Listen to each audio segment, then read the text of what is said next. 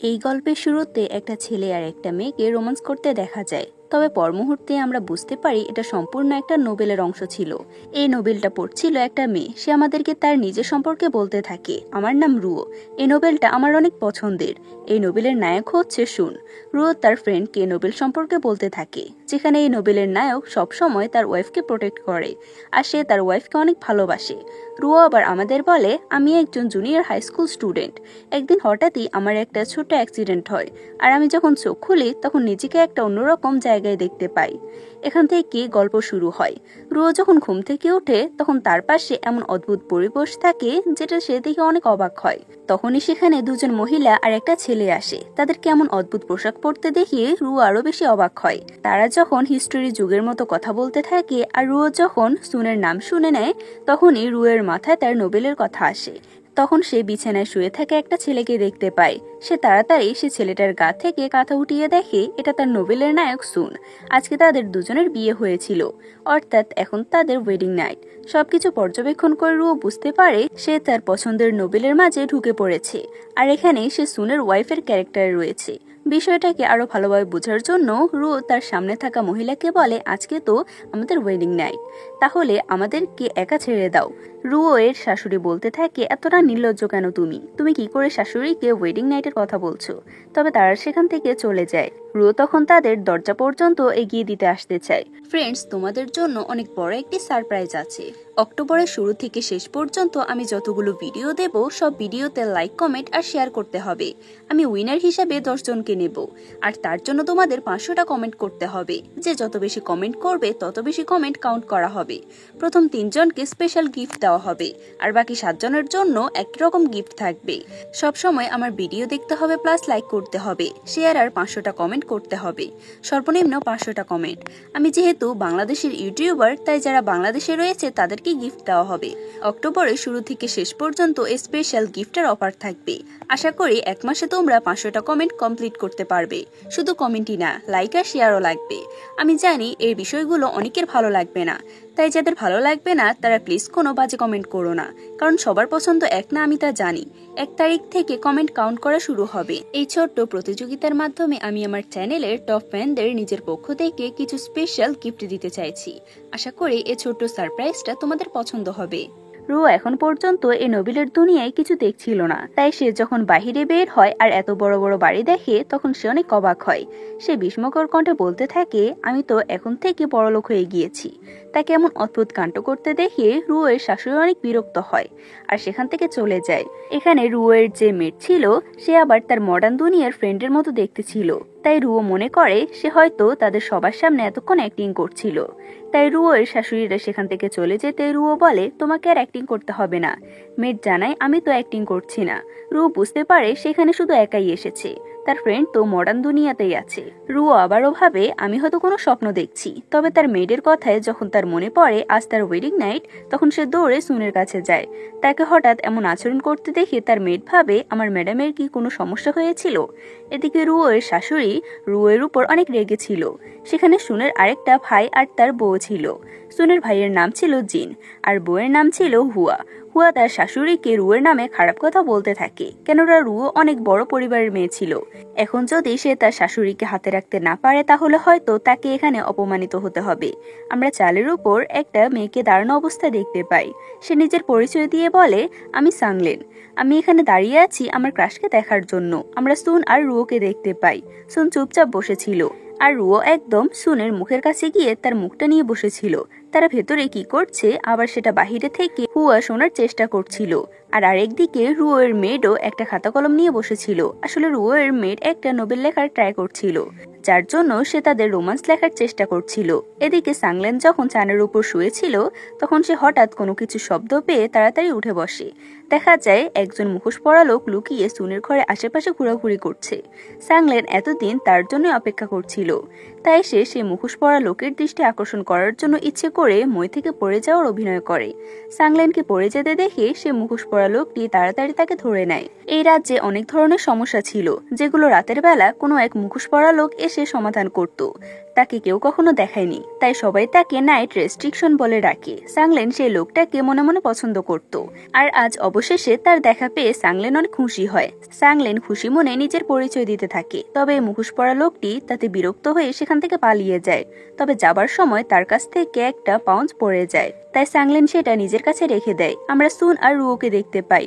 রুয়ের এমন আজব কর্মকাণ্ডে সুন অনেক বিরক্ত হচ্ছিল, তাই সে উঠে এক্সারসাইজ করতে থাকে। আর এক্সারসাইজের মধ্যে সে অদ্ভুত শব্দগুলো হচ্ছিল, যেগুলো শুনে বাহিরে থাকা রুয়ের মেড ভুল ভেবে নেয়, আর সেগুলো সে নোটে লিখতে থাকে। রুয়ো নিজের একটা দড়ি নিয়ে এক্সারসাইজ করে সুনকে দেখাচ্ছিল। সেও নানা রকম শব্দ করতে থাকে, যার কারণে বাহিরের লোকেরা সবাই ভুল বুঝতে থাকে। আমাদের সকালের দৃশ্য দেখানো হয়।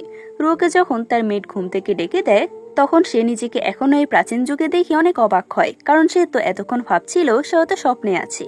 তবে ঘুম থেকে ওঠার পর সে নিজে এই যুগে নিজেকে দেখতে পেয়ে নিশ্চিত হয়ে যায় সে নোবেলের দুনিয়ায় চলে এসেছে, আর হয়তো কখনো সে নিজের দুনিয়ায় ফিরতে পারবে না। আমরা সুনকে দেখতে পাই যে তার অফিসে তার অ্যাসিস্ট্যান্টের সাথে কথা বলছিল। এখান থেকে আমরা জানতে পারি একটা কেস সে ইনভেস্টিগেট করছিল। এ রাজ্যের একজন স্পাই আছে যাকে খোঁজার দায়িত্ব সুনের কাঁধে পড়েছে। আবার সিন চলে যায় রুয়ের কাছে। রু উঁচুতে উঠে কিছু লোহার জিনিসপত্র দিয়ে একটা যন্ত্রের মতো বানিয়েছিল, যেটা দিয়ে আকাশে বজ্রপাত সৃষ্টি করা যাবে। আসলে রুয়ের উদ্দেশ্য ছিল এটা দিয়ে বজ্রপাত নিজেকে আঘাত করবে আর সে মডার্ন দুনিয়াতে ফিরে যাবে। তবে এমন কিছুই হয় না, উল্টা একটা পাখি তার মাথার উপর পটি করে দেয়। তাই রুয়ো হতাশ হয়ে সেখানে বসে থাকে। তখনই তার মাথায় আসে সে তো অনেক ড্রামায় দেখেছে কুয়োর ভিতর থেকে এক দুনিয়া থেকে অন্য দুনিয়ায় যাওয়া যায়। তাই সে কুয়ো খুঁজতে থাকে। খুঁজতে গিয়ে সে মার্কেটে চলে আসে, আর এখানে সে পেয়ে যায়। সে যখন কুয়োতে লাফ দিতে যাবে, তখন তার মেয়ের এসে তাকে কোনো রকম আটকে নেয়। তখনই রুয়োর নজর যায় বাজারে থাকা একজন ফরচুন টেলারের দিকে। এই ফরচুন টেলার হুবহু তার মডার্ন দুনিয়ার মাস্টারের মতো ছিল। রুয়ো মনে করে তার মাস্টার হয়তো বা এখানে এসেছে তাকে সাহায্য করার জন্য। তাই সে তার মাস্টারের সাথে অর্থাৎ এই দুনিয়ার ফরচুন টেলারের সাথে গিয়ে কথা বলতে থাকে। ফরচুন টেলার রুয়ের কাছ থেকে কৌশলে তার দামি গয়নাগুলো নিয়ে নেয়। কথাবার্তা বলার এক পর্যায়ে রু বুঝতে পারে সে আসলে এই দুনিয়ার একজন সাধারণ মানুষ। কিছুক্ষণ পর সে যখন তার মেয়ের সাথে কথা বলার জন্য যায়, তখন সে দেখে তার মেয়ের তার সাথে নেই। একটু খুঁজাখুঁজি করার পর সে এক জায়গায় অনেক ভিড় দেখতে পায়। সেখানে তার মেয়ের ছিল। একটা রেস্টুরেন্টের সামনে কেউ একটা পোস্টার লাগিয়ে দিয়েছিল, যেখানে লেখা ছিল নাইট রেস্ট্রিকশন আজকে সবার সামনে দেখা করবে। নাইট রেস্ট্রিকশনকে সব মেয়েরাই অনেক পছন্দ করত। তখন সেখানে একজন লোক আসে আর সে পোস্টারটা খুলে নিয়ে যায়। এই লোকটার কথা বলা দেখে রুয়োর মেট তার প্রতি ইমপ্রেস হয়ে যায়। তাই সে এই লোকটার যাওয়ার পর সে তার যাওয়ার দিকে তাকিয়ে থাকে। এখানে সিন কাট হয়। আমাদের পরের সিনে দেখানো হয় রুয়ো তার শাশুড়ির কাছে এসেছে। সে প্রথমে তার শাশুড়ির সাথে অনেক ভালো করে কথা বলে, যা দেখে তার শাশুড়ি খুশি হয়, কারণ সে ভেবেছিল রুয়োর মাথা হয়তো ঠিক হয়ে গিয়েছে। তবে পর মুহূর্তে সে তার শাশুড়িকে গত রাতে কিছু ভৌতিক কাহিনী শুনিয়ে ভয় দেখাতে থাকে।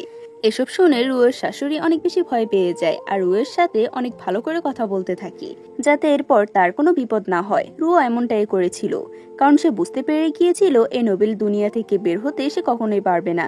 এখন যেহেতু তাকে এখানেই থাকতে হবে, তাই এখন যেন সে ভালোভাবে থাকতে পারে সেজন্য তার শাশুড়িকে ভয় দেখিয়েছিল। আমাদের সুনকে দেখানো হয় সে একটা লোককে ধরেছিল। এই লোকের মাধ্যমে সে স্পাই সম্পর্কে জানতে পারত, তবে এই লোকটা কিছু বলতে চাচ্ছিল না। আমরা মার্কেটের দৃশ্য দেখতে পাই। সেখানে একজন প্রিন্স এই রাজ্যে প্রবেশ করছিল। সে একই মার্কেটে একটা জায়গায় সাংলেনকে কিছু মেয়েকে নিয়ে নাইট রেস্ট্রিকশন সম্পর্কে কথা বলতে দেখে। আসলে তারা সবাই সে নাইট রেস্ট্রিকশনকে অনেক বেশি পছন্দ করত। এরপরের দিন আমাদের দেখানো হয় হুয়া আর তার হাজবেন্ড রুয়োকে বিরক্ত করার জন্য তার কাছে এসেছিল। হুয়া তার হাজবেন্ডকে ইশারা করে যাতে সে সুনের নামে রুয়োর কাছে বদনাম করতে থাকে। হুয়ার কথা শুনে জিন বলতে শুরু করে, তোমার হাজবেন্ড তো তোমার কাছে আসে না, কাজের নাম করে সে বাহিরে থাকে। তবে বেচারা হঠাৎ করে বলে ফেলে, নিশ্চয়ই আমার ভাই আমার মতো বাহিরের মেয়ের সাথে সময় কাটায়। জিনের এই কথা শুনে হুয়া বলে উঠে, তুমি কি বললে? তার মানে তুমি যে কাজের নাম করে বাহিরে থাকো সে সময়টা তুমি অন্য মেয়েদের সাথে কাটাও। এদিকে সুন সে বন্দি লোকটার কাছ থেকে একটা রুমাল উদ্ধার করে। এটা হয়তো বা তার ওয়াইফের ছিল। সুন এতক্ষণে বুঝতে পেরে গিয়েছিল এখন সে সোজা পথে এই লোকটার থেকে কোনো তথ্য বের করতে পারবে না। তাকে ইমোশনালি ব্ল্যাকমেল করে ইনফরমেশন বের করতে হবে। তাই সে আপাতত এই লোকটাকে জেলে নিয়ে যেতে বলে। রুয়ো প্যালেসে হাঁটাহাঁটি করছিল। তখন সে একজন মোটা লোককে ঝাড়ু নিয়ে অদ্ভুত অঙ্গভঙ্গি করতে দেখে। তাই সে লোকটার কাছে যায় আর কথা বলে বুঝতে পারে এই লোকটা একজন গার্ড ছিল। সে একটা মেয়েকে পছন্দ করত। লোকটা মেয়েটার বর্ণনা দেয় যে সে অনেক সুন্দর আর অনেক শক্তিশালী। আমাদের লোকটার বর্ণনার সাথে মিলিয়ে সেই মেয়েটাকে দেখানো হয় বাজারে একটা চোর মহিলার কাছ থেকে জিনিস চুরি করে পালাতে চাইছিল, কিন্তু সে মেয়েটা সে চোরটাকে ধরে নেয় আর সে জিনিসপত্রগুলো মহিলাকে ফিরিয়ে দেয়। তখনই রুয়ের কাছে সে মেয়ে আসে, তার নাম ছিল লিন। সে সবসময় ছেলেদের মতো ড্রেস আপ করতো। লিন রুয়ের বিয়ের জন্য তাকে উপহার দিতে এসেছিল। এটা তাদের অফিস থেকে রুয়োকে বলে দেওয়া হয়েছিল। রুয়ো তাকে ঘরে বসে চা খাইয়ে দিতে বলে। লিন বলে, আমি এখন ডিউটিতে আছি, তাই ভেতরে যেতে পারবো না, অন্য কোনো দিন অবশ্যই আসবো। এরপর সিনেমাদের দেখানো হয় রুয়ো মডার্ন দুনিয়ার মতো ঘরে বসে ফেসিয়াল করছিল। তখনই হঠাৎ সেখানে সুন চলে আসে। রুয়ো একজন ভালো ওয়াইফের মতো সুনকে পানি খেতে দেয়। পরে সে আস্তে আস্তে বলে, আমি কি আপনার ঘাড় মাসাজ করে দেব? উত্তরে সুন বলে, তোমার এত নার্ভাস হওয়ার কিছুই নেই, তুমি চাইলে আমাকে মাসাজ করে দিতে পারো। রুয়ো যখন সুনের কাঁধে মাসাজ করে দিতে থাকে তখন সুন নিজে অনেক বেশি নার্ভাস হয়ে যায়। তাই সে বাহানা করে তাড়াতাড়ি সেখান থেকে চলে যায়। আমাদের রাতের দৃশ্য দেখানো হয় সুনের বিয়ে উপলক্ষে তার মা একটা ফ্যামিলি ডিনারের আয়োজন করছিল। সেখানে রুয়ো এর শাশুড়ি মাংস খেতে গেলে রুয়ো তাকে আটকে বলে, আপনার বয়স দেখে মনে হচ্ছে আপনি অনেক বেশি বৃদ্ধ, তাই আপনার হয়তো অনেক বড় অসুখ হতে পারে, তাই মাংস খাওয়া একদমই ঠিক হবে না আপনার জন্য। সাথে রুয়ো অনেক চিকিৎসার কথাও বলতে থাকে। তবে প্রাচীন যুগে এরা তো কিছুই বুঝতে পারছে না। তাই রুয়ো এর শাশুড়ি মনে করে রুয়ো হয়তো তার খাওয়া দেখে হিংসে করছে। তবে সুন কিছুটা বুঝতে পারে, তাই সে তার মাকে সবজি খেতে বলে। তবে সে জেদ করে বলে, আমি মাংস ছাড়া কিছুই খাবো না। এখানে আরেকটা ঝামেলা হতেই যাচ্ছিল, তখন সেখানে সে লোকটা চলে আসে। একটা জরুরি কাজের কথা বলে সুনকে সেখান থেকে নিয়ে যায়। সে একজন অফিসার ছিল। সুন সেখান থেকে যাওয়ার পর হুয়া রুয়ের বিরুদ্ধে অনেক কথা বলতে থাকে, যার ফলস্বরূপ রুয়ের শাশুড়ি রুয়োকে আজ রাতে অ্যানসেস্টরে গিয়ে প্রার্থনা করতে বলে। হুয়া রুয়োকে নিয়ে অ্যানসেস্টর হলে যায় আর রুয়োকে ভিতরে ঢুকিয়ে বাহিরে দরজা লাগিয়ে দেয়। সেখানে এই বংশের সবার মেমোরিয়াল ট্যাবলেট রাখা ছিল। রুয়ো সেখানে বসে বসে বোরিং হচ্ছিল আর এসব নিয়ে মজা করছিল। হঠাৎই সব মেমোরিয়াল ট্যাবলেটগুলো কাঁপতে থাকে, যা দেখে রুয়ো ভাবে এখানকার আত্মাগুলো হয়তো তার উপর রেগে গেছে, তাই এখন তারা তাকে মারতে এসেছে। রুয়ো তাদের কাছে ক্ষমা চাইতে থাকে। তবে তখনই সেখানে একটা ছোট্ট বাচ্চা চলে আসে। রুয়ো তাকে দেখে জিজ্ঞেস করে, তুমি কে? তবে সে বাচ্চাটা তার কোনো কথার উত্তর না দিয়ে সেখানে থাকা ফলগুলো উঠিয়ে নেয় আর অ্যানসেস্টর হলের পেছনে দেয়ালে একটা ছোট ফাঁকা দিয়ে বেরিয়ে যায়। তবে বড় হওয়ার কারণে রুয়ো সেদিক দিয়ে বের হতে পারে না। রুয়ো ভাবে আজকে রাতে হয়তো তাকে এখানে এভাবে আটকে থাকতে হবে। তবে কিছুক্ষণ পর সে বাচ্চাটা বাহির থেকে দরজা খুলে দিয়ে পালিয়ে যায়। আমাদের সুনকে দেখানো হয় সুন জেলে সে বন্দি লোকটার কাছে দেখা করতে এসেছিল। লোকটা কোনো কিছুই খাচ্ছিল না। সে ভাবছিল খাবারে হয়তো বা বিষ মেশানো আছে, তাই সুন তাকে বিশ্বাস করানোর জন্য সে নিজে খাবার খেতে থাকে। এরপরে সে লোকটাকে একটা কাগজ দেখায়। লোকটা কাগজ দেখে বুঝতে পারে সুন তার পরিবারের কাছে পৌঁছে গিয়েছে। সুন তাকে ইমোশনালি অনেক ব্ল্যাকমেল করে যাতে সে স্পাইয়ের নামটা বলে দেয়। তবে লোকটা তাতে কিছুই হয় না। আমাদের রুয়োকে দেখানো হয় সে বাড়ির পাঁচিল টপকে বাড়ি থেকে পালানোর চেষ্টা করছিল। তবে উপরে ওঠার পর রুয়ো বুঝতে পারে পাঁচিলটা অনেক উঁচু। তখন নিচ দিয়ে সাংলেনও কোথায় একটা যাচ্ছিল। রুয়ো তার কাছে সাহায্য চায়। তবে সাংলেন তাকে বলে, তুমি আমার ভাবি, তুমি এত রাতে কোথায় যাচ্ছ? এসব বলে সে সেখান থেকে চলে যায়। রুয়ো ভাবে সে এখান থেকে লাফ দেবে, তারপর যেটা হবে দেখা যাবে। তবে সম্পূর্ণ প্রস্তুতি নিয়ে লাফ দেওয়ার আগে তার পা পিছলে যায় আর সে হুড়মুড় করে নিচে পড়তে থাকে। তবে তার আগে সুন এসে তাকে এক পা ধরে কোনো রকম ঝুলিয়ে নিচে নামায়। রুয়ো পায়ে ব্যথা পেয়েছিল, তাই সুন তাকে কোলে করে নিজের বাড়িতে ফিরে আসে। এটাতে রুয়ো অনেক অবাক হয়। তবে বাড়ির ভেতর ঢুকতে হুয়া তাদের পথ আটকায় আর বলে, রুয়োকে তো মা শাস্তি দিয়েছিল, তাকে আজ রাত অ্যানসেস্টর হলে থাকতে বলা হয়েছিল। তবে সে মায়ের কথা না মেনে এত রাতে বাহিরে বেরিয়েছিল, এর জন্য মা তাকে ডেকে পাঠিয়েছে। সুন সাথে যেতে চাইলে হুয়া তাকে বাধা দেয়। তবে সুন বলে রুয়ো পায়ে ব্যথা পেয়েছে, তাই সে একা যেতে পারবে না। রুয়োকে নিয়ে সুন তার মায়ের কাছে যায়। সুনের মা রুয়োকে অনেক কথা শোনাতে থাকে। সুন তার মায়ের কাছে রুয়োর হয়ে ক্ষমা চায়। এটা দেখে রুয়ো আরো বেশি অবাক হয়ে যায়। সুনের দেখা দেখি রুয়ো সুনের পাশে নীল ডাউন হয়ে বসে পড়ে। বউয়ের জন্য তার ছেলে তার কাছে ক্ষমা চেয়েছে বলে সুনের মা অনেক কষ্ট পায়। সুন তার মাকে বুঝিয়ে সেখান থেকে রুয়োকে নিয়ে চলে আসে। বাহিরে এসে রুয়ো সুনকে জিজ্ঞেস করে, তুমি আমার হয়ে তোমার মায়ের সাথে কথা বললে কেন? সুন বলে, আমি এ কথা বলতে পারবো না, কিন্তু তুমি আমার মায়ের সাথে একটু ভালো করে ব্যবহার করো। তবে কে শুনে কার কথা? রুও তার কথায় পাত্তা না দিয়ে সুনকে বলে, তুমি আমার জন্য নীল ডাউন হয়ে বসেছো, তার মানে তুমি আমাকে ভালোবাসো। সুন বলে, এসব ভালোবাসা আবার কি? রুও বোঝানোর চেষ্টা করে ভালোবাসা মানে হচ্ছে তুমি সবসময় আমার সাথে থাকতে চাও। উত্তরে সুন বলে, তোমার সাথে আমার বিয়ে হয়েছে, তার মানে আমাকে এখন সবসময় তোমার সাথেই থাকতে হবে। রুও তাকে আরো কিছু বোঝানোর চেষ্টা করলে সুন বলে, আমার এসব বোঝার দরকার নেই। রুও সুনের পিছু যেতে চাইলে তার পায়ে আবারও ব্যথা লাগে, তাই সে মাটিতে বসে পড়ে। তা দেখে আবারও সুন তাকে পিঠে করে ঘরে নিয়ে যেতে থাকে। রুও মনে মনে ভাবে, এবার হয়তো ঘরে গিয়ে তাদের মধ্যে রোমান্স হবে, তবে তেমন কিছুই হয় না। সুন রুয়ের পায়ের যত্ন নিতে থাকে। আমাদের পরদিন সকালের দৃশ্য দেখানো হয়। আজকে সুন আর রুও তাদের মায়ের বাড়িতে যাওয়ার কথা ছিল। পরে রুও সুনকে একটা রোমান্টিক নোবেল দেখিয়ে বলে, তুমি ভালোবাসা সম্পর্কে জানতে চাইলে এই গল্পটি পড়তে পারো। তবে সুন সেসব দিকে কোনো পাত্তা দেয় না। একসময় তারা রুয়ের মায়ের বাড়িতে পৌঁছে যায়। এখানে রুও তার এ দুনিয়ার মা বাবাকে দেখে অবাক হয়, কেননা তারা তার মডার্ন দুনিয়ার মা বাবার মতোই দেখতে ছিল। তাদেরকে দেখে রুও অনেক খুশি হয়। এরপরের দিনে আমাদের তাদের সবাইকে একসাথে খাবার খেতে দেখানো হয়। সবাই টুকটাক কথা বলছিল। তাদের কথাবার্তা শুনে রুয়ের বাবা মা বুঝতে পারে তাদের বিয়ে তো হয়েছে, তবে তাদের মধ্যে কোনো রোমান্স হয়নি। তাই রুয়ের মা রুয়োকে নিয়ে ঘরে চলে যায়, আর সুন তার শ্বশুরের সাথে থেকে যায়। রুয়ের মা তাকে বোঝাচ্ছিল কিভাবে নিজের স্বামীকে তার কাছে রাখতে হয়, আর অপরদিকে রুয়ের বাবা ইচ্ছে মতো সুনকে ড্রিঙ্ক করাচ্ছিল, যাতে সে নিজের উপর থেকে নিয়ন্ত্রণ হারিয়ে ফেলে। সুন যখন রাতে নিজের ঘরে আসে, তখন সে রুয়োকে একটা পাতলা ড্রেসে শুয়ে থাকতে দেখে। রুয়োকে এভাবে দেখে তার গলা শুকিয়ে আসে। বাহির থেকে রুয়োর মা ঘরের ভিতর আড়ি পাচ্ছিল। তার সাথে সেখানে রুয়োর মেয়েরও ছিল। রুয়োর মেয়ের বলে, আপনাকে এভাবে আড়ি পাতার দরকার নেই, তাদের মাঝে সবকিছুই ঠিক আছে। এরপর তাদের সে ওয়েডিং নাইটের বর্ণনা দিতে থাকে। এখানেই সিন কাট হয়। আমাদের পরদিন সকালের দৃশ্য দেখানো হয়। আজকে রুয়ো আর সুন দুজনে তাদের মা বাবা থেকে বিদায় নিয়ে চলে যায়। যখন তারা একটা মার্কেটের মধ্য দিয়ে যাচ্ছিল, তখন রুয়ো সেখান থেকে নেমে যায় সে কিছু খাবে বলে। একটা দোকানের সামনে অনেক বড় লাইন ছিল। রুয়ো সে লাইনে দাঁড়িয়ে থাকে, তবে একটা মোটা ছেলে লাইন না মেনে রুয়োর সামনে এসে দাঁড়ায়। রুয়ো তাকে কিছু বলতে গেলে সে ছেলেটা তার মোটা শরীর দেখিয়ে রুয়োকে ভয় দেখায়, তবে রুয়ো থেমে থাকে না।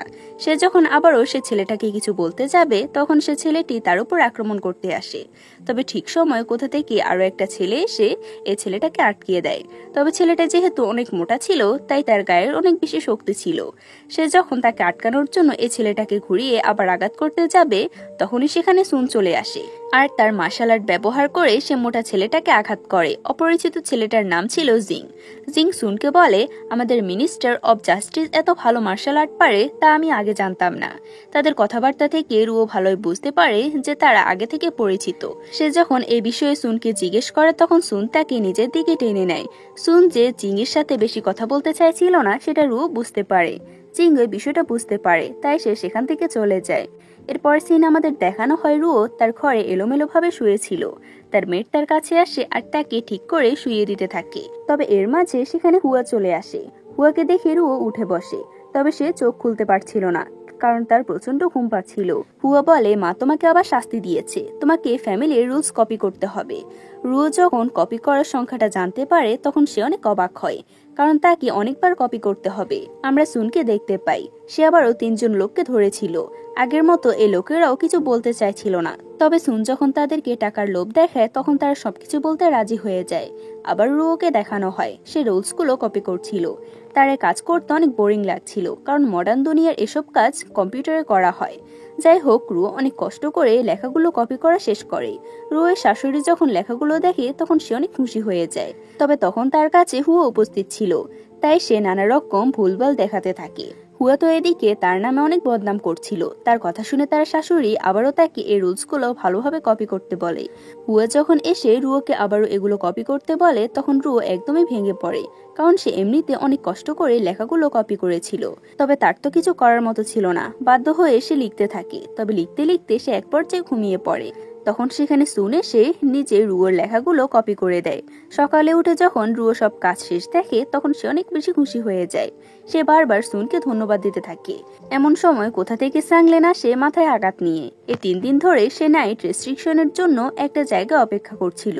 একটু আগে দেখানো রেস্টুরেন্টের সামনে একটা পোস্টার লাগানো ছিল, সেটা দেখে সে একটা জায়গায় 3 দিন ধরে অপেক্ষা করেছিল। তার ধারণা ওই পোস্টার রুয়ো লাগিয়েছিল, যদিও সেটা রুয়ো লাগায়নি। তবে হুয়া সাংলেনকে বলেছে সে পোস্টারটা রুয়ো লাগিয়েছিল। তাই সাংলেন রুয়ের উপর অনেক রেগে যায়। সে যখন এসব কিছু সুনকে বলে তখন সুন উল্টো সাংলেনের উপর রেগে যায়। তুমি কার জন্য এতদিন বাড়ির বাইরে ছিলে? রুয়ো সাংলেনের কাছে নিজে ভালো হওয়ার জন্য সুনকে বোঝাতে থাকে যে তুমি তো ভালোবাসার কিছুই বোঝো না, তোমার বোন ভালোবাসা বুঝে, আর ও এ বয়সে এমন হওয়া অস্বাভাবিক না। তবে সুন এসব কিছুই বুঝতে পারছিল না। রুয়ো সুনকে কোনোরকম বুঝিয়ে সাংলেনকে নিয়ে ঘরে যায়। রুয়ো সাংলেনকে তার ক্রাশকে পটানোর জন্য বেশ কিছু আইডিয়া দেয়। সাংলেনের সাথে কথা বলে রুয়ো বুঝতে পারে সাংলেন নাইট রেস্ট্রিকশনকে অনেক পছন্দ করে, তাই সে নাইট রেস্ট্রিকশনের বিষয়ে কিছু বর্ণনা জেনে নেয়। এরপর রুয়ো সাংলেনকে ট্রেনিং করানোর জন্য নিয়ে যায়। নাইট রেস্ট্রিকশন যেহেতু রাতে সবাইকে সাহায্য করে, তার মানে সে অনেক শক্তিশালী, আর সে নিশ্চয়ই কোনো শক্তিশালী মেয়েকে পছন্দ করবে। তাই সাংলেনকেও ফিট রাখার জন্য রুয়ো তাকে এক্সারসাইজ করতে নিয়ে যায়। সাংলেন খুশি মনে সবকিছু করছিল, তবে রুয়ো নিচে এমন ভারী পোশাকের জন্য ঠিকভাবে নড়াচড়া করতে পারছিল না। তাই সে তার পোশাকটা গুটিয়ে একদম ছোট করে ফেলে। যেহেতু ওই সময়ের মেয়েরা এত ছোট পোশাক পরতো না, তাই সাংলেন আর রুয়োর মেয়ের এসব দেখে অনেক অবাক হয়। তবে রুয়ো এসব কিছু বুঝতে পারে না। সে নিজের মতো সাংলেনকে জুডো শেখাতে থাকে। তখন সে পথ দিয়ে সুন আর প্রিন্স যাচ্ছিল। প্রিন্স একটা মেয়েকে এমন অবস্থায় দেখে হাঁ করে তাকিয়ে থাকে। সুন তাড়াতাড়ি প্রিন্সের চোখ ডেকে নেয়। সাংলেন তাড়াতাড়ি প্রিন্সের সামনে গিয়ে দাঁড়িয়ে থাকে, আর সুন নিজের পোশাক দিয়ে রুয়োকে কভার করে নেয়। রুয়ো তখনও বলছিল, আমাকে ছেড়ে দাও, আমি সাংলেনকে এক্সারসাইজ করা শেখাবো। তবে সাংলেন আর রুয়োর মেট তাকে জোর করে ঘরে নিয়ে যায়। এরপর প্রিন্স আর স্টোন একসাথে সে স্পাইককে ধরার কথা বলছিল। প্রিন্স মূলত এ রাজ্যের একজন প্রিন্স, ভবিষ্যতে সে রাজা হবে। তার সাথে সুনের সম্পর্কটা বেশ ভালোই, তাই সে কেস ইনভেস্টিগেট করতে সুনকে সাহায্য করতে চাইছে। এরপর সিনে দেখানো হয় রুয়ো আবারও সাংলেনকে তার ক্রাশকে পটানোর জন্য আইডিয়া দিচ্ছিল। নাইট রেস্ট্রিকশন যেহেতু কখনো কারোর সামনে এমনি এমনি আসে না, তাই রুয়ো সাংলেনকে নিজের অনুভূতিগুলো একটা চিঠিতে লিখে সেটা নাইট রেস্ট্রিকশনের কাছে পৌঁছে দিতে বলে। সাংলেনের কাছে এই আইডিয়াটা অনেক ভালো মনে হয়, তাই সে একটা চিঠি লিখে রাতের বেলা সেটা তাদের প্যালেসের বাহিরে একটা খামের মধ্যে ঢুকিয়ে রাখে, যেটা দূর থেকে নাইট রেস্ট্রিকশন দেখতে পেয়েছিল। সে যখন এই চিঠিটা আনতে যায় তখন সে অনুভব করে তার আশেপাশে কেউ আছে। তখন সেখানে মুখোশ পরে আরেকটা লোক চলে আসে। এই লোকটা ছিল জিং। তবে নাইট রেস্ট্রিকশন তাকে চিনতে পারে না। তাদের দুজনের মধ্যে সেখানে লড়াই হয়। এক পর্যায়ে জিন সেখান থেকে পালিয়ে যায়, কারণ সে তার সাথে পারছিল না। জিন সেখান থেকে চলে গেলে নাইট রেস্ট্রিকশন সাংলেনের দেওয়া চিঠিটা পড়ে আর মুচকি হাসতে থাকে। তার কাছেও সাংলেনের এমন পাগলামিগুলো ভালোই লাগছিল। আমরা জিংকে তার বাড়িতে দেখতে পাই।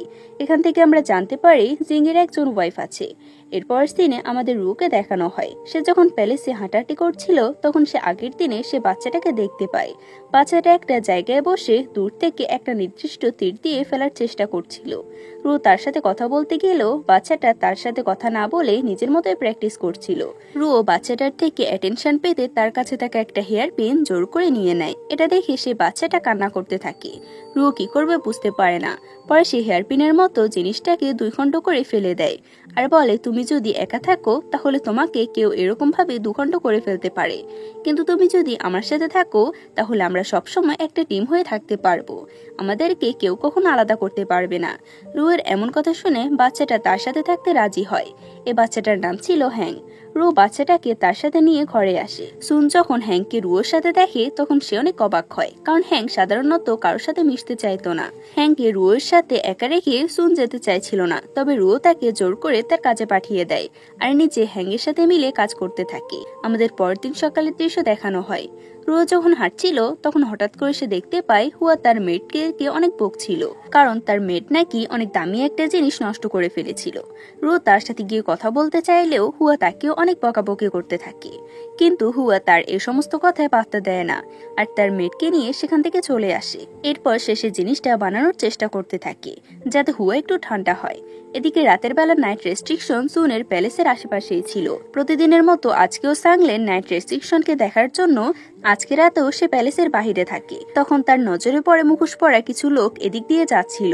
সেও সেই লোকগুলোর পিছনে যেতে থাকে। একটা জায়গায় এসে নাইট রেস্ট্রিকশন আর জিং এর দলের সাথে লড়াই শুরু হয়। নাইট রেস্ট্রিকশন জিনের মুখের কাপড় খুলে ফেলতে যাবে, তখন সাংলেন বাহির থেকে বেরিয়ে আসে আর একটা ড্রাম পেটাতে পেটাতে নাইট রেস্ট্রিকশনকে চিয়ার করতে থাকে। এতে করে চিং সুযোগ পায় আর তার দলবল নিয়ে সেখান থেকে পালিয়ে যায়। নাইট রেস্ট্রিকশন সাংলেনের এমন কাজে খুবই বিরক্ত হয়, কেননা তার জন্য সে বারবার তার মিশনে ফেল হচ্ছে। যাই হোক, এরপর সিন আমরা দেখতে পাই হ্যাং একটা কিছু হাতে নিয়ে রান্নাঘরের দিকে যাচ্ছিল। সুন তাকে দাঁড় করিয়ে সেটা দেখতে চায়, তবে হ্যাং তাকে দেখতে দেয় না আর সরাসরি রান্নাঘরে চলে যায়। হ্যাং যেটা নিয়ে আসছিল সেটাতে অনেক রকম বরফ ছিল। রুও সেই বরফ আর নষ্ট হয়ে যাওয়া জিনিসটা দিয়ে কিছু মজার খাবার তৈরি করতে থাকে।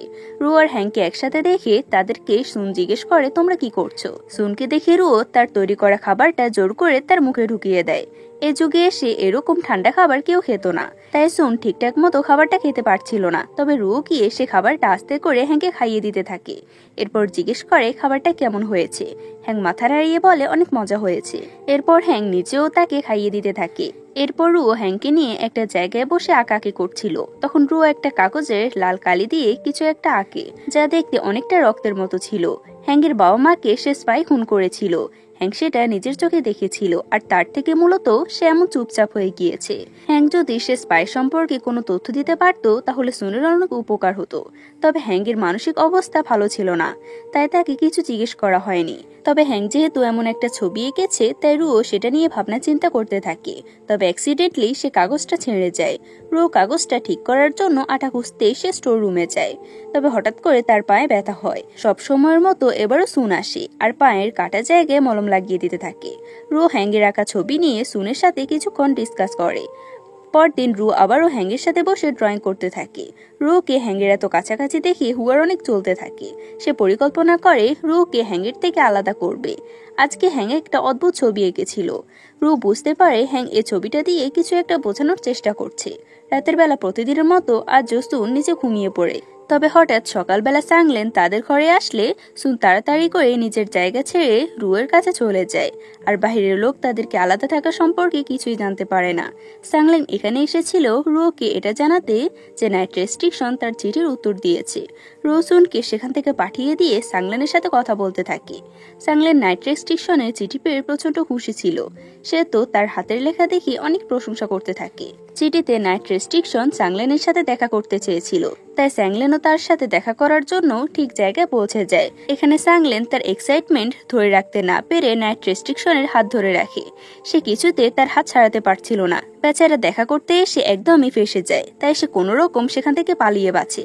এদিকে হ্যাংয়ের রাখা ছবিটা নিয়ে সুন আর রুও ডিসকাস করে। তবে দুজনের একজনই কিছু বুঝতে পারে না। সেখানে বাঁশির মতো কিছু একটা ছবি আঁকা ছিল। সুনের কিছু একটা মনে পড়ছিল না, তাই রুও সুনকে হিপনোটাইজ করার সিদ্ধান্ত নেয়। সুনকে হিপনোটাইজ করার পর রুও তাকে পানি খেতে বলে, এটা নিশ্চিত করার জন্য যে সুন আসলে হিপনোটাইজ হয়েছে কিনা। রুওর কথা মতো সুনও এক গ্লাস পানি খেয়ে নেয়। রুও যখন বুঝতে পারে সুন হিপনোটাইজ হয়েছে, তখন সে তার আসল কাজ থেকে সরে গিয়ে সুনকে দিয়ে বলানোর চেষ্টা করে যে আমি তোমাকে ভালোবাসি।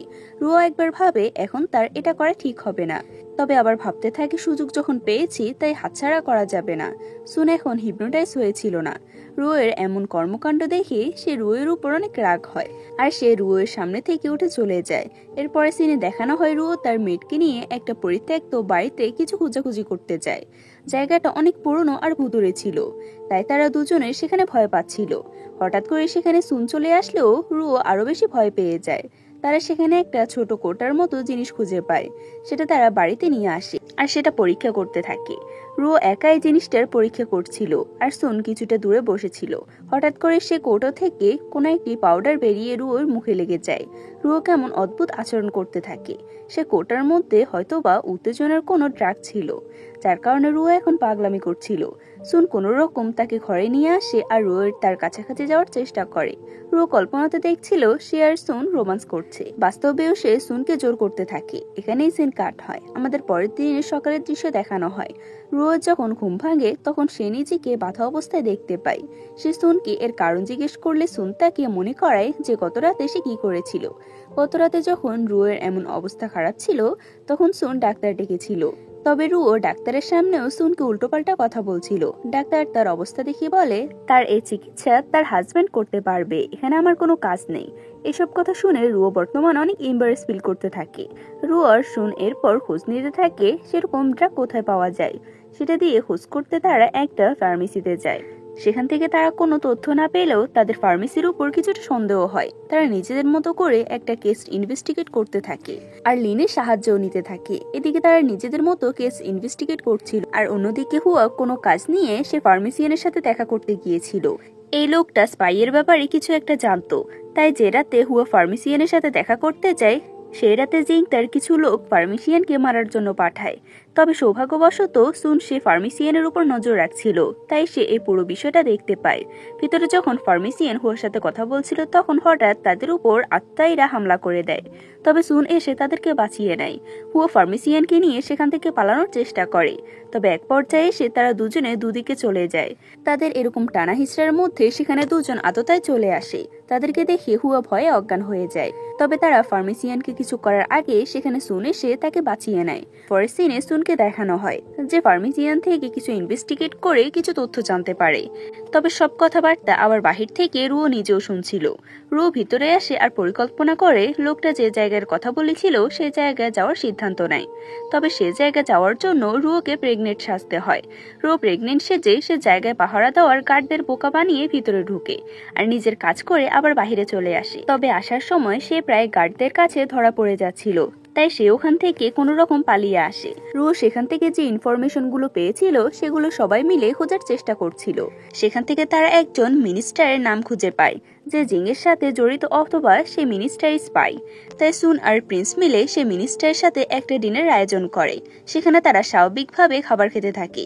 তবে হঠাৎ সে মিনিস্টার অদ্ভুত আচরণ করতে থাকে। সুন আর প্রিন্সের ফ্ল্যাশব্যাক থেকে আমরা জানতে পারি রুও এমন কিছু মেডিসিন বানিয়েছিল যার মাধ্যমে এই লোকটাকে তারা তার এই ইলিউশনের মাঝে ফেলেছে। মিনিস্টার তার কল্পনার রাজ্যে হারিয়ে যায় আর সে নিজের অপকর্মের কথা স্বীকার করতে থাকে। ততক্ষণে সেখানে মিনিস্টারের একজন লোক চলে আসে আর মিনিস্টারকে আটকানোর চেষ্টা করে। তবে এতক্ষণে সে সবই বলে দিয়েছে, তাই সে মিনিস্টারকে জেলে নিয়ে যাওয়া হয়। সুন তাকে সবকিছু সত্যি স্বীকার করতে বলে, কিন্তু সে কিছুই স্বীকার করে না।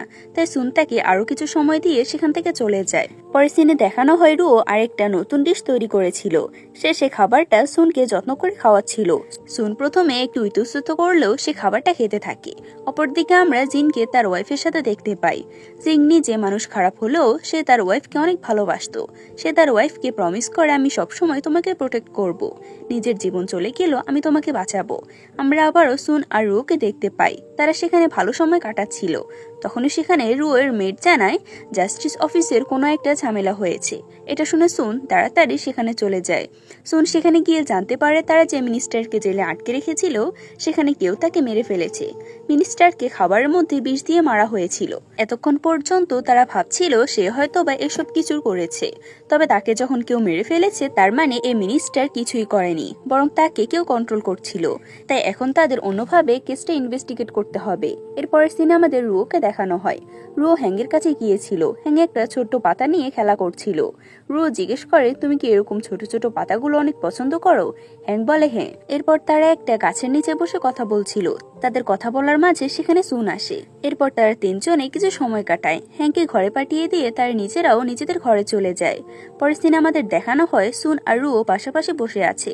তারা দুজনে অনেক বেশি নার্ভাস ফিল করছিল। হঠাৎ করে সুন নীল ডাউন হয়ে বসে বলে আমি যদি তোমার সাথে কখনো খারাপ ব্যবহার করে থাকি বা কোনোভাবে হতাশ করে থাকি তাহলে তুমি আমাকে শাস্তি দিতে পারো। এটা শুনে রুও সত্যি সত্যি একটা বালিশ নিয়ে সুনকে মারতে থাকে। আমাদের পরদিন সকালের দৃশ্য দেখানো হয়। রুও আর সাংলেন সামনাসামনি বসেছিল। সাংলেন মন খারাপ করে বসেছিল। রুও তাকে এর কারণ জিজ্ঞেস করলে সে বলে নাইট রেস্ট্রিকশন আমার সাথে দেখা করেছে, তবে আমি হয়তো বা বেশি বাড়াবাড়ি করে ফেলেছি, তাই এখন সে আমার সামনে আসতে চাইছে না। রুও সাংলেনকে সান্ত্বনা দিয়ে বলে তুমি চিন্তা করো না, আমি তোমাকে এই কাজে সাহায্য করব। তোমাকে আগে থেকে প্রিপারেশন নিতে হবে যাতে তুমি সুন্দরভাবে তার সামনে নিজের অনুভূতিগুলো প্রকাশ করতে পারো। রুয়ের পরিকল্পনা মোতাবেক একটা গাছের নিচে সুন্দর করে লাইটিং করা হয় আর কিছু মেয়ে একটা জায়গায় ফুল ছিটিয়ে রোমান্টিক সিচুয়েশন সৃষ্টি করবে। রুও সেখানে ছেলে সেজে আসে আর সাংলেন তাকে নাইট রেস্ট্রিকশন মনে করে নিজের অনুভূতির কথাগুলো বলতে থাকে। সবকিছু ভালোই চলছিল, কিন্তু হঠাৎ কোথা থেকে যেন হুয়া আর তার শাশুড়ি চলে আসে। মেয়েকে এমন কাজ করতে দেখে সাংলেনের মা অনেক বেশি রেগে যায়। শাশুড়িকে দেখে রুও সাথে সাথে সেখান থেকে পালিয়ে যায়। সব মেয়েদের যখন পালাতে যাবে তখন সাংলেন তাদেরকে ভয় দেখিয়ে আটকে নেয়, কারণ সে এখানে একা ছিল। তবে রুওর শাশুড়ি যখন নিজের হাতে লাঠি তুলে নেয় তখন তারা সবাই পালিয়ে যায়। রুয়ের শাশুড়ি সাংলেনকে মারার জন্য সামনে যেতে যাবে তখন হঠাৎ করে সে থেমে যায় আর হুয়ার কানে কানে বলে, তোমার এখন আমাকে থামানো উচিত। শাশুড়ির কথা শুনে হুয়া তাকে থামানোর অ্যাক্টিং করতে থাকে আর সাংলেন সেখান থেকে পালাতে থাকে। এভাবে পালাতে পালাতে সাংলেনের সামনে সুন পড়ে যায়, তাই সে সুনের আড়ালে গিয়ে লুকিয়ে পড়ে।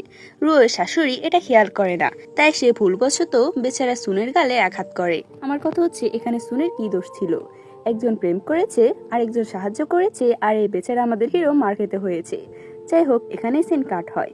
আমাদের দেখানো হয় সুন চুপচাপ বসে আছে আর ও সুনের গালে বরফ লাগিয়ে দেয়, কারণ তার গালে অনেকগুলো দাগ পড়ে গিয়েছে। হঠাৎ কি মনে করে রুও সে বরফটা সুনকে খাইয়ে দেয় আর নিজে কিছু পাউডার দিয়ে একটা টুথপেস্ট বানিয়ে দেয় আর সুনকে ব্রাশ করতে বলে। সুন ঠিক মতো ব্রাশ করতে পারছিল না। এটা দেখে রুও নিজে তাকে ব্রাশ করিয়ে দিতে থাকে। আমাদের কিছুক্ষণ পরের দৃশ্য দেখানো হয়। প্রিন্স কালো পোশাক পরে সুনের সাথে দেখা করতে এসেছিল। প্রিন্সকে এমন পোশাক পরতে দেখে সুন বলে, তুমি এখানে এমন পোশাক পরে কেন ঘোরাঘুরি করছো? কেউ হয়তো তোমাকে চিনে ফেলতে পারে। হঠাৎ কারো পায়ের শব্দ শুনে সুন প্রিন্সের সামনে গিয়ে দাঁড়ায় তাকে আড়াল করার জন্য। এখানে সুনকে খুঁজতে খুঁজতে রুও এসেছিল। সুন আর প্রিন্সকে এত কাছাকাছি দেখে রুও তাদের দুজনকে ভুল ভেবে নেয়। রাতে শুয়ে শুয়ে রুও এসব নিয়ে ভাবছিল। তখন সুন রুওকে বলে, আমি বুঝতে পারছি তুমি কি ভাবছো, তবে তুমি যেটা ভাবছো সেটা একদমই সত্যি নয়। যাই হোক, বেচারা কোনো রকম তার বউকে বুঝিয়ে বলে। পরদিন সকালে সবসময়ের মতো রুও কিছু জিনিসপত্র নিয়ে তার মডার্ন দুনিয়ার একটা জিনিস তৈরি করার চেষ্টা করছিল। এবার রুও বাবল তৈরি করছিল। সে বাবলগুলো ওর আশেপাশেও ছড়িয়ে যায়, যেগুলো প্রিন্স আর সুনও দেখতে পায়। তারা দুজনে অনেক অবাক হয়, কারণ এখানে তো এমন কোনো জিনিসই আগে তারা দেখেনি। তারা সবাই বাবলগুলো নিয়ে মজা করছিল। হঠাৎ রুয়ের অনেক পেট ব্যথা শুরু হয়, তাই সে আস্তে করে সেখান থেকে চলে যায়। তাকে এভাবে যেতে সুন দেখতে পায় আর নিজে হঠাৎ করে সেখান থেকে চলে যায়। পরের সিনে আমাদের দেখানো হয় রুও বিছানায় শুয়ে আছে। তার প্রচন্ড পেট ব্যথা করছিল, কারণ তার পিরিয়ড হয়েছিল। কিছুক্ষণ পর সুন সেখানে গরম পানি নিয়ে আসে আর সে গরম পানির পর রুয়ের পেটের উপর দিতে গেলে রুও বলে এটা অনেক গরম। তাই সুন নিজের হাত গরম করে রুয়ের জামা খুলে তার পেটের উপর দিতে থাকে, যাতে তার একটু ভালো লাগে। এই সিনটা অনেক রোমান্টিক ছিল। তাকে এভাবে রুয়ের সেবা করতে বাহির থেকে প্রিন্স, রুয়ের মেড আর হ্যাং চুরি করে দেখছিল। সুন ইশারা দিয়ে তাদেরকে সেখান থেকে চলে যেতে বলে। তারাও সুনকে বেস্ট অফ লাক বলে সেখান থেকে চলে যায়, কারণ তারা ভেবেছিল এখন তাদের মধ্যে কোনো রোমান্টিক সিচুয়েশন হবে। যাই হোক, পরদিন প্রিন্স আর সে একে অপরের সাথে কথা বলছিল। সুন বলে মিনিস্টার এসব কিছুর সাথে জড়িত ছিল, তাই আমার মনে হয় সে কিছু প্রমাণ কোথাও রেখে গিয়েছে। আমাদের এখন সে প্রমাণটাই খুঁজতে হবে। এখানে তাদের জিঙ্গের উপর কিছুটা সন্দেহ হয়। পরের সিনে দেখানো হয় সুন রুয়ের জন্য একটা হেয়ার পিন নিয়ে যায়, তবে সে কিভাবে রুয়োকে এই হেয়ার পিনটা দেবে সেটা বুঝতে পারছিল না। তাই সুন ইনডিরেক্টলি রুয়োর দিকে একটা হেয়ার পিনের বক্স এগিয়ে দেয়। রুয়ো হেয়ার পিন পেয়ে খুশি হয়ে যায় আর নিজের মাথায় লাগিয়ে তাকে জিজ্ঞেস করে তাকে কেমন লাগছে। তবে সুন সে কথার কোনো উত্তর না দিয়ে চলে যায়। তার এভাবে চলে যাওয়াতে রুয়োর তার উপর অনেক রাগ হয়, তাই সে নিজের মেডকে নিয়ে মার্কেটে যায় শপিং করতে।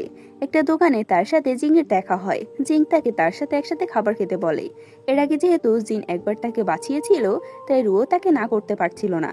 সে তার মেডকে জিনিসগুলো নিয়ে বাড়িতে পাঠিয়ে দেয় আর নিজে জিংয়ের সাথে খাবার খেতে যায়। তারা সাধারণ বিষয় নিয়ে কথা বলছিল আর খাবার খাচ্ছিল। তবে তারা যে রেস্টুরেন্টে গিয়েছিল সে একই রেস্টুরেন্টে হুয়া নিজেও এসেছিল। সে রুয়োকে একটা পরপুরুষের সাথে খাবার খেতে দেখে দৌড়ে চলে আসে আর তার শাশুড়িকে এসে খবরটা দেয়। মানে এই মেয়ের তো কোনো কাজই নেই, সে শুধুমাত্র রুয়ের ব্যাপারে তার শাশুড়ির কাছে এসে নালিশ করতে থাকে। যাই হোক, শাশুড়ি এই খবরটা পেয়ে অনেক রেগে যায়। তাই রুয়ো যখন বাড়িতে ফিরে তখন সে রুয়োকে নিজের কাজে ডেকে পাঠায়। রুয়ো তার শাশুড়ির কাছে আসলে তার শাশুড়ি রুয়োকে সরাসরি জিজ্ঞেস করে, তুমি নাকি আজকে কোনো ছেলের সাথে রেস্টুরেন্টে গিয়েছিলে?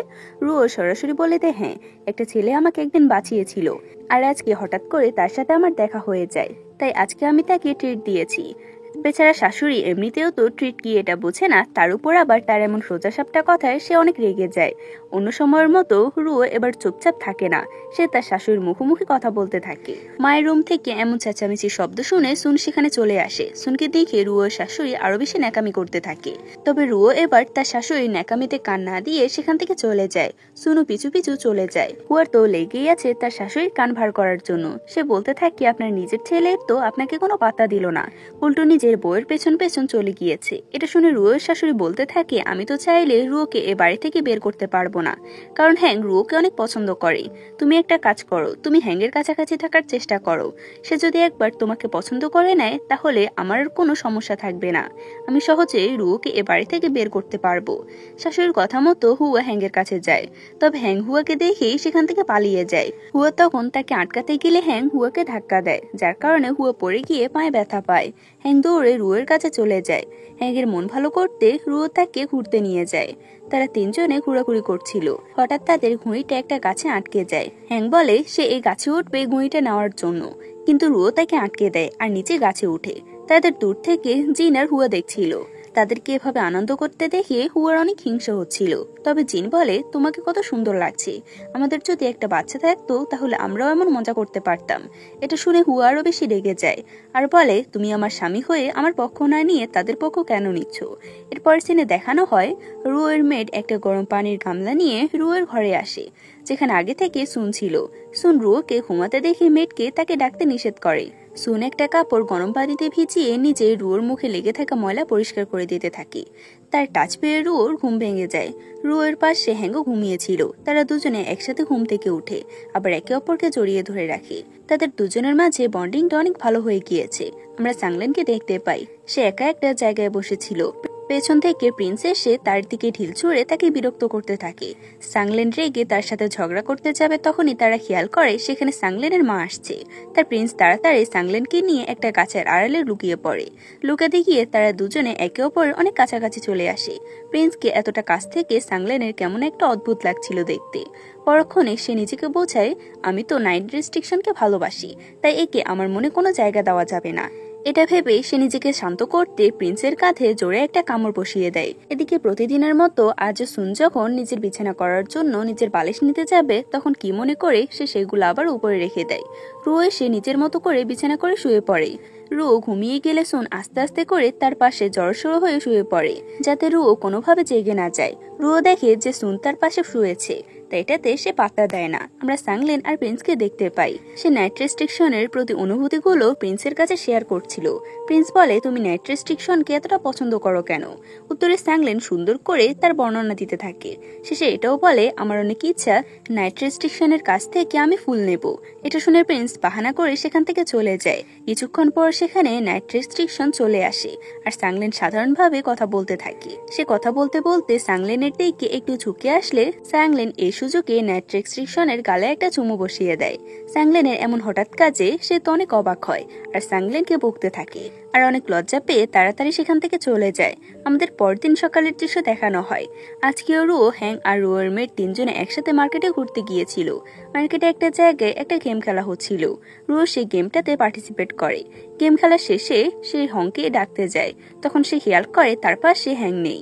সে পুরো মার্কেটে হ্যাংকে খুঁজতে থাকে, তবে সে হ্যাংকে কোথাও খুঁজে পায় না। রুয়ো তার মেয়ের কথা শুনে তার কাছে পৌঁছায় আর তার শাশুড়ি যখন জানতে পারে হ্যাং হারিয়ে গিয়েছে, তখন সে চিৎকার করে বলতে থাকে, যেখান থেকে পারো তাকে খুঁজে নিয়ে আসো, না হলে আমি তোমাকে ছাড়বো না। সাংলেন, প্রিন্স আর সুন সবাই মিলে হ্যাংকে খুঁজতে থাকে। রুয়ো যখন কোথাও হ্যাংকে খুঁজে পায় না, তখন সে একটা দোকানের সামনে সে মন খারাপ করে বসে থাকে। তখন এই দোকানের মালিক তাকে একটা আইডিয়া দেয় আর সে আইডিয়া অনুযায়ী সে হ্যাংয়ের একটা ছবি এঁকে এখানে লাগিয়ে দেয়। কেউই তার সঠিক খবর আনতে পারছিল না। তখনই একজন মহিলা আসে, যে দেখতে একটু পাগলের মতো ছিল। সে যখন খাবার খেতে পারছিল না, তখন রুয়ো তাকে কিছু খাবার কিনে দেয়। মহিলাটি তখন ছবিটি দেখে বলে, আমি এই বাচ্চাটাকে দেখেছি, সে অনেক কান্না করছিল, তাই আমি এই খাবারটাকে বাচ্চাটাকেও একটু দেবো আর আমি নিজেও খাবো। রুয়ো তার কথা শুনে তাকে বলে সে যেন তাকে ওই বাচ্চাটার কাছে নিয়ে যায়। পাগল মহিলাটা তখন তার দেখা সে বাচ্চার কাছে রুয়োকে নিয়ে যায় আর দেখা যায় হ্যাংকে একটা জায়গায় বেঁধে রাখা হয়েছিল। তবে তাকে এখানে কে বেঁধে রেখেছে তার কোনো খোঁজ পায় না কেউ। হ্যাংকে এরপর বাড়িতে নিয়ে আসা হয়। তাকে দেখে রুয়োর শাশুড়ি বেশ খুশি হয়ে যায়। রুয়োকে কিছু বলতে যাবে তার আগে হ্যাং নিজে রুয়োর থেকে খাবার বাটিটা নিয়ে রুয়োর শাশুড়িকে খেতে দেয়। শাশুড়িটা দেখে অনেক ইমোশনাল হয়ে যায়, কারণ সে হ্যাংকে অনেক ভালোবাসতো। তবে সে অ্যাক্সিডেন্টের পর থেকে হ্যাং তার সাথে আর কোনো কথা বলেনি। আপাতত হ্যাংকে রেস্ট করার জন্য পাঠিয়ে দেওয়া হয়। হুয়া তার স্বভাব মতোই তার শাশুড়ির কানেও রুয়োর বিরুদ্ধে কথা বলতে গেলে সে উল্টো বলে, তোমাকে বলেছিলাম হ্যাংকে তোমার নিজের কাছে রাখতে, তবে তোমার দ্বারা তো কিছুই হয় না, না নিজে একটা বাচ্চা নিতে পারছো আর না হ্যাংকে নিজের কাছে রাখতে পারছো।